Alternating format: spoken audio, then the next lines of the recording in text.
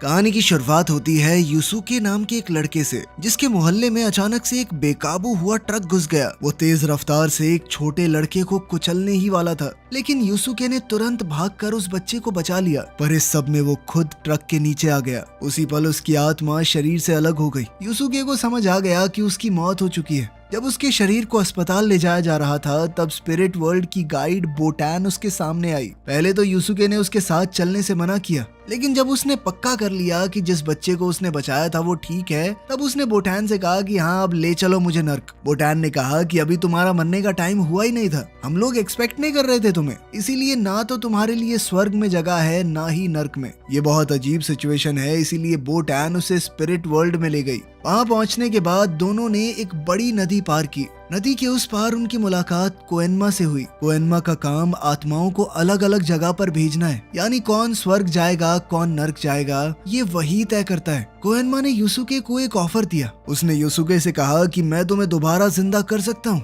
लेकिन इसके बदले में तुम्हें हमारे लिए जासूस बनना होगा। इंसानों की दुनिया में घूम रहे योकाई से जुड़ी हुई परेशानियाँ तुम्हें सुलझानी होंगी। उसने बताया कि हेलबग नाम का एक योकाई डीमन वर्ल्ड से भागकर धरती पर आ गया है। यूसुके का पहला काम है ये पता लगाना कि वो धरती पर आया क्यों है और वो कर क्या रहा है। इस सब की सारी इंफॉर्मेशन स्पिरिट वर्ल्ड तक पहुंचाना। ये एक बहुत अच्छा ऑफर था और शायद कोई भी मान जाता। फिर भी यूसुके ने तुरंत मना कर दिया, क्योंकि उसे किसी के अंडर काम करना पसंद ही नहीं था। वो एक शरीफ सा अच्छे स्वभाव का लड़का है, लेकिन गलत बात बर्दाश्त नहीं करता। एक दिन स्कूल में उसने देखा कि कुछ लड़के एक कमजोर लड़के को परेशान कर रहे हैं। यूसुके तुरंत उसकी मदद करने बीच में आ गया, लेकिन उल्टा इल्जाम उस पर ही लग गया कि वो उस लड़के के पैसे ले रहा है। स्कूल के प्रिंसिपल ने उसे डांट दिया, फिर भी यूसुके ने कुछ समझना जरूरी नहीं समझा और चुपचाप वहाँ से चला गया। जब वो अपने मोहल्ले में पहुंचा, तब कुआबारा ने उसे घेर लिया। कुआबारा पिछले दिन की हार का बदला लेना चाहता था, लेकिन हुआ फिर से वही। यूसुके ने उसे बढ़िया तोड़ा। कुआबारा के दोस्त भी वहाँ पर थे, लेकिन उसने उनकी मदद लेने से मना कर दिया, क्योंकि वो खुद यूसुके से जीतना चाहता है। यूसुके पहले से ही गुस्से में था और अब तो उसने अपना सारा गुस्सा कुआबारा पर निकाल दिया। फिर जब उसने देखा कि कुआबारा अब खड़ा तक नहीं हो पा रहा, तो वो वहाँ से निकल गया। इसी समय कुछ दूर सड़क पर एक ट्रक ड्राइवर के ऊपर उड़ते हुए अजीब से कीड़े ने हमला कर दिया। वो उसके शरीर में घुस गया और उस पर काबू पा लिया। इसके बाद ड्राइवर बेकाबू होकर ट्रक को भगाने लगा। दोपहर में यूसुके अपने माँ बाप के रेस्टोरेंट पर जब खाना खा रहा था, तो वहाँ वो अपनी बचपन की दोस्त कीको से मिला। कीको स्कूल वाली हरकत की वजह से उससे बहुत नाराज थी। यूसुके कभी किसी को ये नहीं बताता था कि वो क्यों लड़ रहा है। किसी को सफाई देना पसंद ही नहीं है भाई को, इसीलिए स्कूल के बच्चे उसे गलत समझते थे, बहुत डरते थे उससे। लेकिन यूसुके को फिर भी कोई फर्क नहीं था कि कौन उसके बारे में क्या सोचता है। इसके बाद वही ट्रक वाला हादसा हुआ और फिर आगे का तो तुम्हें पता ही है। इधर धरती पर यूसुके की डेथ सेरेमनी चल रही थी। तब उसे एहसास हुआ कि कितने सारे लोग असल में उसके लिए दुखी हैं। यहाँ तक कि कुआबारा भी उसकी मौत पर दुखी हो रहा था। तब यूसुके का दिल बदल गया। उसे समझ आ गया कि लोग उसकी सच में परवाह करते हैं। उस रात वही स्कूल के बदमाश लड़के फिर से करीनो पर हमला करने लगे। तभी डीमन वर्ल्ड का वही कीड़ा करीनो के शरीर में घुस गया। अचानक करीनो की ताकत बढ़ गई और वो पूरे जोर के साथ लड़ने लगा। लड़ाई के दौरान करीनो ने एक मोटरसाइकिल गिरा दी। मोटरसाइकिल गिरते ही उसका पेट्रोल टैंक लीक हो गया और कुछ ही पल में वहाँ बहुत बड़ा धमाका हुआ। धमाके की आवाज सुनते ही कुआबारा तुरंत वहाँ दौड़ कर आ गया। वहाँ पहुंचकर उसने देखा कि करीनो पूरी तरह दानव के काबू में आ गया है। इसी बीच यूसुके को भी दोबारा जिंदगी मिल गई थी। उसे कोएनमा का एक मैसेज मिला। पता चला कि उसका घर खतरे में आ गया है, क्योंकि एक आदमी पर काबू करके दानव उस तरफ तबाही फैला रहा है। धमाके से लगी आग धीरे धीरे बढ़कर यूसुके के घर तक पहुंच गई और घर में आग लग गई। जब कीको को पता चला कि यूसुके का शरीर अभी भी घर के अंदर पड़ा है, तो वो बिना सोचे अंदर उसे बचाने चली गई, लेकिन कुछ ही देर में वो खुद भी अंदर फंस गई। ये सब देखकर यूसुके ने तुरंत कोएनमा से कहा कि मुझे जिंदा कर दीजिए। उसने वादा किया कि बदले में मैं स्पिरिट वर्ल्ड का जासूस बनकर काम करूंगा।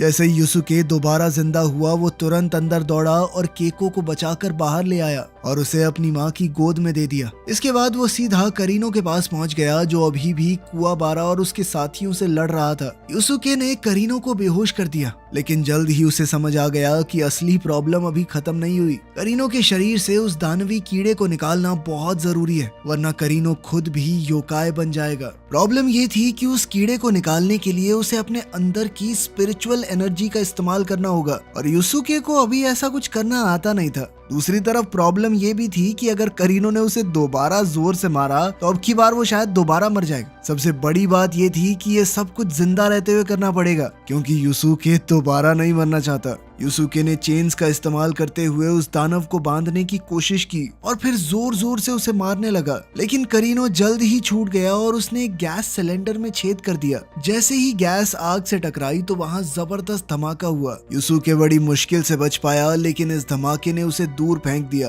करीनो धीरे धीरे उसकी तरफ बढ़ने लगा। तब यूसुके ने एक साइकिल का इस्तेमाल करके उसे दीवार के साथ फंसा दिया और करीनो से कहने लगा कि इस कीड़े के कंट्रोल से बाहर आ जा भाई। आखिरकार पूरा ध्यान लगाते हुए यूसुके ने अपनी स्पिरिचुअल एनर्जी जगा दी और आखिरकार कीड़े को करीनो के शरीर से बाहर निकालकर अपने हाथों से कुचल दिया। करीनो को अस्पताल पहुंचाने के बाद यूसुके तुरंत घर लौट आया, जहां केको और उसकी माँ उसे देखकर तुरंत गले लग गई। उसी रात हम कुछ दानवों को आपस में लड़ते हुए देखते हैं। इसी लड़ाई में हम एक जबरदस्त तलवारबाज हाय को देखते हैं, लेकिन वो कोई आम लड़का नहीं है, वो भी एक योकाय है। थोड़ी देर बाद एक और योकाय कुरामा वहाँ पर आया। वो दोनों मिलकर बड़ी फुर्ती से अपने दुश्मनों को खत्म कर रहे थे। जल्द ही वहाँ पर तीसरा योकाय गोकी पहुँच गया।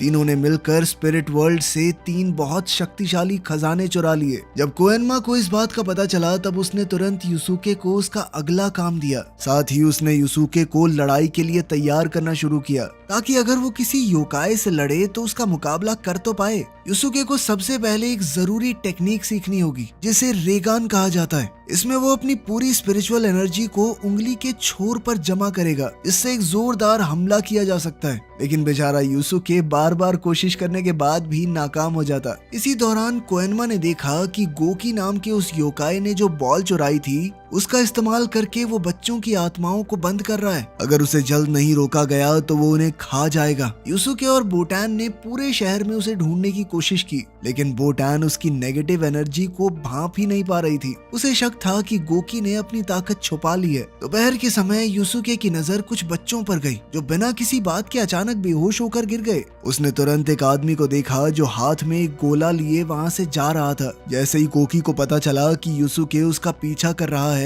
तो वो तुरंत भागकर एक स्क्रैप यार्ड में पहुंच गया। वहां पहुंचते ही वो अपने असली रूप में आ गया और उसने यूसुके पर हमला बोल दिया। यूसुके ने उसके वार से बचने की बहुत कोशिश की। साथ ही वो अपने मुक्के और लातों से गोकी पर हमला कर रहा था, पर गोकी के ऊपर कोई असर ही नहीं हो रहा था। गोकी उससे बहुत ज्यादा ताकतवर था। वो आसानी से यूसुके को इधर उधर पटक रहा था। छुपकर यूसुके ने रेगान से हमला करने की कोशिश की, लेकिन वो कामयाब नहीं हुआ। तब गोकी ने उसे पकड़ लिया और उसे खत्म करने ही वाला था कि तभी अचानक वो लड़का वहां पहुंच गया जिसे यूसुके ने बचाया था। वो कहने लगा कि यूसुके को छोड़ दो। उसी पल मसारू की आत्मा भी बॉल के अंदर खींच ली गई। गोकी उसे खाने ही वाला था कि तभी यूसुके लड़के को बचाने के लिए पहली बार अपने रेगान का इस्तेमाल कर पाया। गोकी के खत्म होते ही उसके पकड़े हुए सभी बच्चों की आत्माएं वापस अपने अपने शरीर में चली गई। कुछ दूरी से कुरामा चुपचाप ये सब कुछ देख रहा था, लेकिन उसने इस लड़ाई में दखल देना सही नहीं समझा। अगली सुबह यूसुके और बोटान मोहल्ले में चल रहे थे। तब कुआबारा ने उन्हें देख लिया और चुपके से उनका पीछा करने लगा। इसी दौरान यूसुके को पता चला कि मिरर ऑफ डार्कनेस, जो कि कुरामा के पास है, किसी भी इच्छा को पूरा कर सकता है, लेकिन सिर्फ पूर्णिमा की रात में। बोटान उसे मैसेज देकर वहां से गायब हो गई और कुआबारा ये देखकर बिल्कुल शॉक हो गया। कुछ देर बाद यूसुके की मुलाकात कुरामा से हुई। उसका पीछा करते हुए अस्पताल तक पहुंच गया। वहां उसे पता चला कि कुरामा अपनी बीमार माँ से मिलने आया है। कुरामा ने बताया कि वो शीशे का इस्तेमाल किसी गलत काम के लिए नहीं करना चाहता, अपनी माँ को ठीक करना चाहता है बस, और फिर शीशा वापस कर देगा। यूसुके को तब समझ आया कि सारे योकाई बुरे नहीं होते। आज पूर्णिमा की रात थी। बोटान ने बताया कि उस शीशे के इस्तेमाल से विश तो पूरी हो जाएगी, लेकिन वो शीशा बदले में तुम्हारी जिंदगी ले लेगा। ये सुनकर यूसुके समझ गया कि ऐसे तो कुरामा मारा जाएगा। उसे रोकने के लिए तुरंत अस्पताल की तरफ भागा। कुआबारा भी उसके साथ आ गया और उसने बताया कि मैं अब योकाई के बारे में सब कुछ जानता हूँ, तुम्हारा पीछा कर रहा हूँ 2 दिन से। तब तक कुरामा अपनी इच्छा मांग चुका था। उसने अपनी माँ की जिंदगी के बदले में खुद को न्यौछावर कर दिया था। ये देखकर यूसुके तुरंत अंदर घुस गया। उसने कुरामा को बचाने के लिए कहा कि मैं भी अपनी आधी जिंदगी ऑफर करता हूँ। यूसुके और कुरामा आधी आधी जिंदगी देकर वापस इंसानों की दुनिया में लौट आए। कुरामा ने जैसे ही देखा कि उसकी माँ बिल्कुल ठीक हो चुकी है, उसके चेहरे पर सुकून आ गया। दूसरी तरफ हाय नाम के उस तलवारबाज ने एक बेहद कीमती टीयर स्टोन चुरा लिया। ये स्टोन बहुत रेयर था क्योंकि ये सिर्फ युकीना नाम की लड़की के आंसुओं से बनता था। उसने ये चोरी तुरुकाने नाम के एक बिलियनियर से की थी, जिसको जब ये बात पता चली तो वो बहुत गुस्से में आ गया। उसने अपने डीमन साथी साकियो को इस बारे में बताया। साकियो ने कहा कि कोई बात नहीं, मेरे आदमी युकीना को पकड़कर तुम्हारे घर ही ले आएंगे, वहाँ उसे रुलाते रहेंगे, टीयर स्टोन कमाते रहेंगे। इसी बीच यूसुके को एक नया मिशन दिया गया। उसे कुमा स्वॉर्ड को वापस लेकर आना है जो कि हाय ने चुराई थी। कोएनमा ने बताया कि ये तलवार अपने मालिक को जो ताकत चाहिए वो दे देती है, इसीलिए तुम्हें उसका सामना बहुत सावधानी से करना होगा। कुछ दिनों बाद जब यूसुके का सामना हाय से असलियत में हुआ, उसने सीधा हमला कर दिया, लेकिन हाय उसके हर एक अटैक से बहुत आसानी से बच जाता। उसे तो तलवार निकालने की जरूरत तक नहीं पड़ी। उसने समझ लिया कि यूसुके अभी भी मुकाबला करने लायक नहीं है। उसने यूसुके को बुरी तरह हरा कर कहा कि जान निकल जाए यहाँ से, थोड़ा सीख के आ लड़ना। उधर तुरुकाने डीमन साक्यो के घर पहुंच गया। वहाँ उसने देखा कि साक्यो ने तो एक एरिना बनाया हुआ है जहाँ पर योकाई एक दूसरे से लड़ते हैं। तो गुरु नाम के एक बेहद ताकतवर योकाई ने सिर्फ 30% ताकत का इस्तेमाल करके एक योकाई को एक ही मुक्के में 2 टुकड़ों में तोड़ दिया। ये देखकर सब डर गए कि क्या चीज है बे ये। साक्यो चाहता था कि युकीना को भी रिंग में उतारा जाए। एक मुक्का पड़ेगा, फूट फूट के रोएगी लड़की, फिर मिल जाएंगे बहुत सारे स्टोन्स। लेकिन जब उसके आदमी युकीना को पकड़ने गए तो पता चला कि वो भाग गई है। दरअसल एक वर्कर ने उसकी मदद की थी, लेकिन एल्डर नाम के योकाई ने उसे हेलीकॉप्टर में छुपकर देख लिया। उसने अपनी लंबी उंगलियों से वर्कर को तुरंत मार दिया और युकीना को दोबारा से पकड़ लिया। खैर हाय के हाथों उसकी बुरी हार के बाद बोटान ने यूसुके से कहा कि अब तुम्हें मार्शल आर्ट्स की ट्रेनिंग लेनी होगी। तभी कुवाबारा भी वहाँ आ गया और कहने लगा कि मैं भी ट्रेनिंग करूंगा। अब दोनों को तुरंत गेनकाई नाम की एक बूढ़ी औरत के टेंपल में ले जाया गया। गेनकाई ने तुरंत यूसुके को चैलेंज दिया। यूसुके ने बिना सोचे हमला कर दिया, लेकिन वो गेनकाई को छू भी नहीं पाया। गेनकाई उसके सारे अटैक्स से आसानी से बच गई और आखिर में एक लात मारकर उसे गिरा दिया। थोड़ी देर बाद यूसुके ने उसकी टेक्निक कॉपी करने की कोशिश की, लेकिन आखिर में उसने हार मान ली। उधर कुवाबारा को ट्रेनिंग के तौर पर एक बड़े पत्थर को लकड़ी की तलवार से तोड़ने का काम दिया गया। यूसुके को लगा कि ये तो नामुमकिन है, लेकिन कुवाबारा ने हिम्मत नहीं छोड़ी। उसने बार बार कोशिश की। उसके हाथ तक खून से भर गए, लेकिन वो फिर भी नहीं रुका। आखिर में उसके पास सिर्फ जब एक ही लकड़ी का टुकड़ा बचा, तब उसने अपनी पूरी ताकत लगाकर दोबारा से तलवार घुमाई। उसने अनजाने में अपनी स्पिरिचुअल एनर्जी का इस्तेमाल करके पत्थर को 2 हिस्सों में काट दिया था। ये देखकर यूसुके को भी हिम्मत मिली। उसने और मेहनत शुरू कर दी। जल्द ही गेनकाई ने महसूस किया कि यूसुके अपनी एनर्जी कंट्रोल करना सीख गया है। अब वो अगले लेवल के लिए तैयार था। कुछ ही समय में यूसुके ने अपना पहला एनर्जी शॉट फायर किया। वो एनर्जी बीम बेहद ताकतवर थी और उसे बादलों के बीच से जाते हुए टोगुरो ने देख लिया। गेनकाई को समझ आ गया कि अब दुश्मन पास आ रहा है। गेनकाई ने तुरंत यूसुके को बुलाया और उसे स्पिरिट बॉल की एनर्जी दी। ये एक बेहद ताकतवर शक्ति थी। यूसुके ने वादा किया कि वो इस ताकत का इस्तेमाल अपने दोस्तों को बचाने के लिए ही करेगा। इसके बाद गेनकाई ने उन्हें पहाड़ से नीचे जाने को कहा और ट्रेनिंग खत्म हो गई। उसी रात तेज तूफान के बीच गेनकाई का सामना उसी आदमी से हुआ जिसे वो 50 साल पहले जानती थी। दोनों के बीच एक जबरदस्त लड़ाई हुई। इसी दौरान यूसुके जब खाना खा रहा था तो वो दोबारा केको से मिला। जब वो खाना खा के निकलने लगा तो उसने देखा कि हाय ने केको को अपने कंधे पे उठा रखा है। गुस्से में यूसुके तुरंत उसके पीछे भागा और हाय से लड़ने लगा, लेकिन सच कुछ और ही निकला। केको को हाय ने नहीं बल्कि एल्डर नाम के योकाई ने उठाया था। एल्डर के पास ताकत थी, वो अपना रूप बदल सकता था। उसका प्लान था यूसुके और हाय को आपस में लड़वा कर मरवा देना। इस बार जब यूसुके ने हाय से फाइट की तो वो पहले जैसा कमजोर नहीं था। दोनों लगभग बराबर की टक्कर दे रहे थे एक दूसरे को। तभी कुरामा वहां पर आया और उनकी गलत फहमी क्लियर की। कुरामा ने उसे बताया कि केको को जिसने पकड़ा है वही युकीना को पकड़कर लेकर गया है और युकीना हाय की बहन है। तो मतलब साफ था कि सबको मिलकर उन्हें बचाना होगा। यूसुके ने कुरामा की जान बचाई थी तो वो भी साथ चलने को तैयार हो गया। कुवाबारा भी तुरंत उनके साथ जुड़ गया। तभी साकियो को भी खबर मिल गई कि कुछ लोग मिलकर उसका सामना करने आ रहे हैं। साकियो ने कहा कि उन्हें इज्जत से लेकर आओ, ऐसे कैसे पहुंच पाएंगे वो।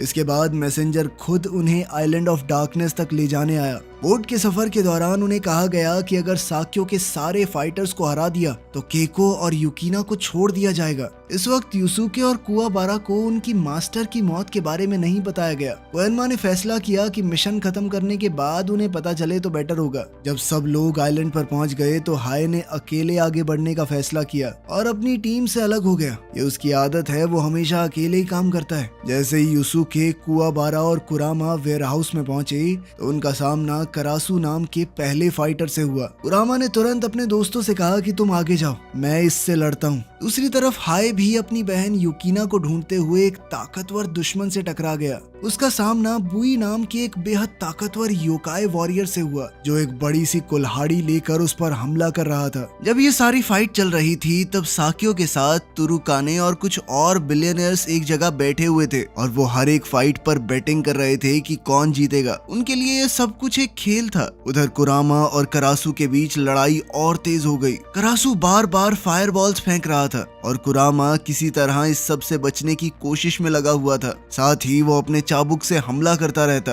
लेकिन करासु को अभी भी बहुत गुस्सा आ रहा था। वो चाहता है कि कुरामा अपने असली दानवी रूप में आकर उससे लड़े। अब करासु ने एक साथ बहुत सारे बॉम्ब्स फेंक दिए। कुरामा बड़ी मुश्किल से बच पाया और तब उसने फैसला किया कि अब तो उसे अपने असली योकाई रूप में आना ही पड़ेगा। जैसे ही कुरामा ट्रांसफॉर्म हुआ उसकी स्पीड तुरंत बढ़ गई। अब वो पहले से ज्यादा ताकतवर लग रहा था। उसने अपनी ताकत से ऐसे पौधे उगा दिए जो इंसानों तक को खा जाएं। ये पौधे किसी भी हिलती हुई चीज को देखते ही हमला करते थे। फाइट और भयानक हो गई। आखिर में कुरामा ने करासु को पकड़ लिया, लेकिन इतनी ताकत इस्तेमाल करने के बाद उसकी सुपर नेचुरल पावर कम हो गई और वो अपनी इंसानी फॉर्म में वापस आ गया। दूसरी तरफ हाय और बुई की फाइट चल रही थी। हाय ने अपनी तलवार से बुई पर हमला किया, लेकिन बुई के कवच ने उसे घायल होने से बचा लिया। लेकिन कुछ देर बाद बुई समझ गया कि अगर उसे हाय को हराना है तो उसे अपना कवच हटाना पड़ेगा, क्योंकि वो उसकी स्पीड को काफी कम भी कर देता है। जैसे ही उसने आर्मर हटाया उसकी स्पीड बढ़ गई। उसने तुरंत हाय की तलवार पकड़ ली और उस पर तेज हमला किया। तब हाय ने फैसला किया कि उसे भी अपना सबसे ताकतवर अटैक इस्तेमाल करना होगा। उसने अपने हाथ पर बंधी हुई बैंडेजेस हटा दी। इसके तुरंत बाद काले धुएं से बना हुआ एक ड्रैगन उसके शरीर के आसपास दिखने लगा।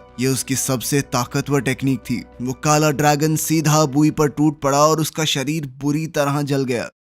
उधर केको, जिसे अभी तक पता ही नहीं था कि यूसुके उसे बचाने आइलैंड पर आ चुका है, उसने खुद बचकर निकलने का प्लान बनाया। उसने गार्ड को पागल बनाने के लिए बीमार होने का नाटक किया। जैसे ही गार्ड सेल खोलकर अंदर आया तो केको ने तुरंत उस पर हमला कर दिया। गार्ड को बेहोश करने के बाद केको वहां से निकलने की कोशिश करने लगी। उसने अपने सेल से निकलकर तुरंत युकिना को भी छुड़वा दिया और दोनों मिलकर वहां से निकलने की कोशिश करने लगे। दोनों धीरे धीरे रास्ता ढूंढते हुए बाहर की तरफ बढ़ने लगे। वो जानती थी कि बाहर निकलना आसान नहीं होगा, लेकिन हिम्मत नहीं छोड़ी। उधर यूसुके और कुवाबारा कालकोठरी के अलग अलग हिस्सों में केको को ढूंढ रहे थे। दोनों ने फैसला किया कि अगर वो अलग अलग होकर ढूंढेंगे तो जल्दी मिल सकती है वो। कुछ देर बाद कावाबुरा को केको और युकिना दोनों मिल गई। जैसे ही उसने युकिना को देखा वो तुरंत उस पर फिदा हो गया। उसने एकदम हीरो के अंदाज में कहा कि मैं तुम्हें बचाने यहाँ पर आया हूँ, कोई तुम्हें उंगली भी नहीं लगा पाएगा सेनोरिटा। केको को उसका ये अंदाज देखकर थोड़ी सी हंसी आ गई। दूसरी तरफ कुरामा और करासु की लड़ाई में करासु लगातार एक्सप्लोजन्स कर रहा था और कुरामा हैरान था कि ये रुक क्यों नहीं रहा, पर फिर भी वो चुपचाप अपने प्लान के हिसाब से चलता रहा। फाइट के दौरान कुरामा ने गुलाब की डाली से करासु के हाथ को छेद दिया। उस चोट के साथ ही एक मौत का बीज उसके शरीर के अंदर चला गया।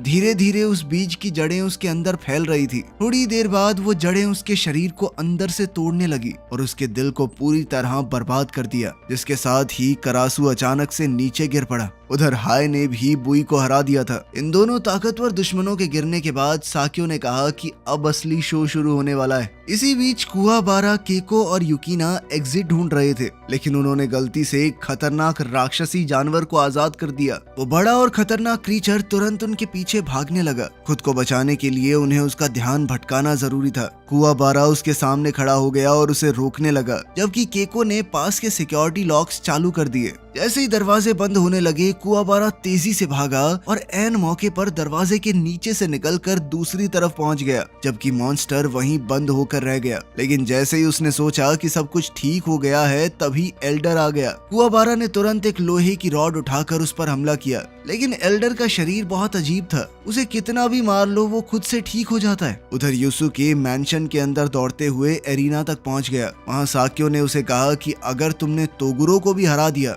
तो मैं दोनों लड़कियों को आजाद कर दूंगा। फाइट शुरू होने ही वाली थी कि तभी एक वर्कर दौड़ता हुआ आया और उसने बताया कि इंसानों और राक्षसों की दुनिया को जोड़ने वाला पोर्टल खुल गया है। तोगुरो ने यूसुके से सीधा कहा कि मैं अपनी पावर बिल्कुल भी नहीं रोकने वाला, 100 की 100% इस्तेमाल करूंगा। उसने तुरंत बहुत ताकतवर हमले शुरू कर दिए। यूसुके को कई जोरदार लातें लगी, फिर भी वो गिरा नहीं। एक बेहद ताकतवर मुक्के से टोगुरो ने एरिना का फ्लोर ही तोड़ दिया। उस झटके से एक लैंप पोस्ट गिर गया और सीधा उस जगह तक पहुंच गया जहां पर अमीर लोग बैठे थे। ये देखकर तारुकाने और बाकी लोग डर के मारे आइलैंड छोड़कर भागने लगे। भागते वक्त तुरुकाने कालकोठरी में युकीना को ढूंढने लगा, लेकिन वहां उसका सामना उसी बड़े से खूंखार जानवर से हुआ जिसने उसे तुरंत खा लिया। उसकी कहानी यहीं खत्म। उधर केको ने देखा कि कुआबारा फिर से खतरे में है। उसने एल्डर का ध्यान भटकाने के लिए एक चीज उसकी तरफ फेंकी। अब एल्डर का टारगेट कीको बन गई। जैसे ही एल्डर उस पर हमला करने वाला था, कुआबारा ने अपनी स्पिरिचुअल एनर्जी वाली तलवार बनाई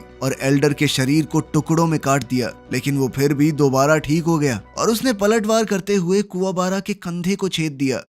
इसी वक्त कोएनमा ने देखा कि पोर्टल से बहुत सारे दानव निकल रहे हैं। उन्हें रोकने के लिए उसने आइलैंड ऑफ डार्कनेस के चारों तरफ एनर्जी शील्ड बना दी। लेकिन अगर पोर्टल और बड़ा होता गया तो शील्ड ज्यादा देर तक नहीं टिक पाएगी। कोएनमा तुरंत साक्यो के पास गया और उससे पूछा कि तुम चाहते क्या हो। साक्यो ने सीधा जवाब दिया कि मैं इस प्लैनेट को बिल्कुल वैसा ही बनाना चाहता हूँ जैसा ये पहले हुआ करता था। तुमने पोर्टल बना के इंसानों और दानवों को अलग किया है, पहले सब यहीं रहते थे। एक बड़ी मेटल की जाली का टुकड़ा यूसुके पर गिरने ही वाला था, तभी हाय वहां पहुंच गया और उसे अपनी तलवार से 2 टुकड़ों में काट दिया। थोड़ी देर बाद कुरामा भी वहां आ गया और अब तीनों साथ खड़े हैं। उन तीनों को देखकर साक्यो ने एक शर्त रखी। उसने कहा कि अगर तुम लोग जीत गए तो मैं पोर्टल बंद कर दूंगा, और अगर तोगुरो जीत गया तो कोएनमा को दोनों दुनिया के बीच वाला बैरियर हटाना पड़ेगा। कोएनमा ने कहा कि मुझे तुम्हारे ऊपर भरोसा नहीं है, तुमने अभी बंद कर दिया, बाद में दोबारा खोल दिया पोर्टल फिर। इस पर साक्यो ने कहा कि तुम मुझे खुद नर्क छोड़ कर आना, ठीक है। अब यूसुके, हाय और कुरामा तीनों ने मिलकर तोगुरो पर हमला किया, लेकिन तोगुरो इतना ताकतवर था कि उसने तीनों को नीचे गिरा दिया। वो यूसुके को खत्म करने ही वाला था कि तभी कुरामा और हाय ने मिलकर उसे पकड़ लिया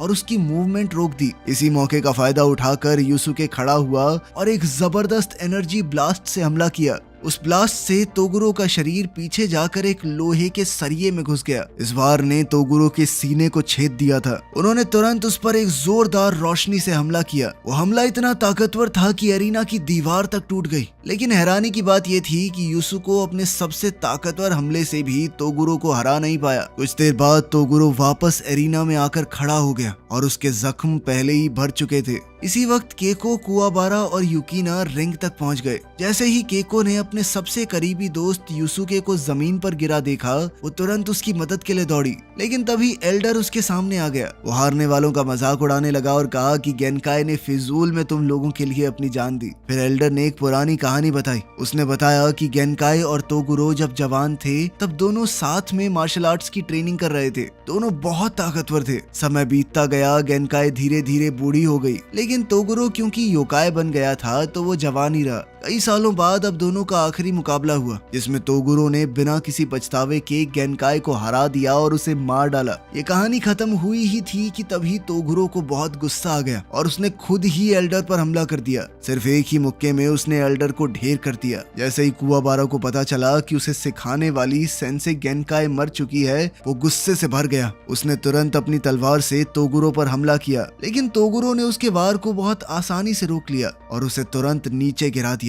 जब तोगुरो कुआबारा को कुचलने वाला था तब यूसुके दोबारा खड़ा हो गया। इस बार उसने गेनकाई से मिली हुई स्पिरिट स्फीयर की ताकत का इस्तेमाल किया। गुस्से से भरकर उसने तोगुरो पर लगातार कई मुक्के मारे और उसे जमीन के अंदर दबा दिया। लेकिन कुछ ही पलों में तोगुरो फिर से बाहर आ गया। अब उसका शरीर पहले से 10 गुना बड़ा हो चुका था। अगर वो अपनी उंगलियों को फ्लिक तक कर रहा था, उससे निकलने वाली हवा भी हथियार बन गई थी। इस रूप में वो बेहद खतरनाक लग रहा था। उसकी ताकत के सामने कुआबारा तुरंत हार गया। यूसुके के हमलों का उस पर कोई असर नहीं हो रहा था। तब तोगुरो ने अपना दर्द बताया। उसने कहा कि एक दिन उसने अपने सभी स्टूडेंट्स को एक डीमन के हाथों मरते हुए देखा। उस पल उसके अंदर छुपी हुई ताकत जागी और यही बदलाव उसे योकाई बनने की तरफ ले गया। अब वो चाहता था कि यूसुके भी वही दर्द महसूस करे ताकि उसके अंदर छुपी ताकत भी जाग जाए और तोगुरो को बराबरी का मुकाबला मिले। अब तोगुरो ने फैसला किया कि वो केको और युकिना को खत्म करेगा। यूसुके और बाकी सब ने उसे रोकने की कोशिश की लेकिन कोई भी उसे रोक नहीं पाया।